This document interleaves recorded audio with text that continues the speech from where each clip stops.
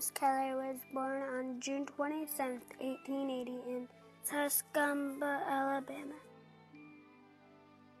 Her family lived on a homestead that Helen's grandfather had built decades earlier. Helen Keller was not born blind or deaf. It was not until she was 2 years old that she contracted an illness described by doctors as scarlet fever. The illness did not last for a long time, but it left her blind and deaf. By the age of 5, she had learned over 50 home signs to communicate with her family. Because Helen could not fully communicate with her family, she often became frustrated. Helen's family loved her very much and wanted to help their daughter. Helen's doctor said she should see Alexander Graham Bell. Dr. Bell is famous for inventing the telephone, but he also worked with deaf people at the time. Dr. Bell recommended Helen attend the Perkins Institute for the Blind. At the institute, she met her teacher, Anne Sullivan. Miss Sullivan soon began to teach Helen how to form words with her fingers. In 1887, Anne moved back to Tuscumbia, Alabama.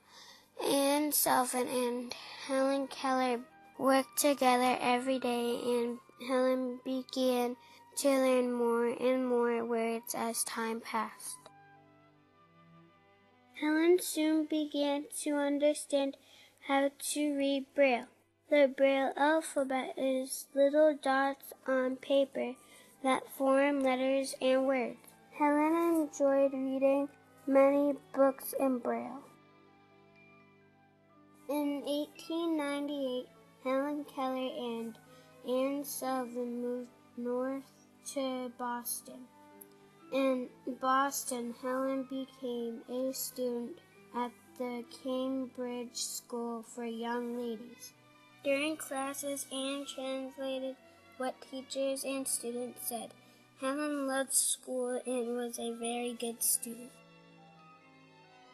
In 1900, not many women attended college. However, Helen became a student at Radcliffe College. Helen became a very good writer and started to write articles for a women's magazine about her life. In 1905, her writings were later printed in a book.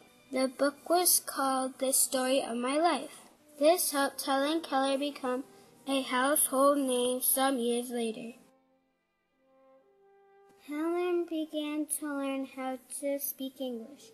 Being both blind and deaf makes it very hard to speak words because you can't hear what you're saying. Helen learned to speak so well, she gave many speeches across the nation to help raise money for the blind. On June 1st, 1968, Helen Keller died. She was so well known and loved. Her funeral took place at the Washington National Cathedral. Helen Keller had a challenging life and overcame her disadvantages of being blind and deaf. She lived a very good life, and if she lived today, I'm sure I would have liked her.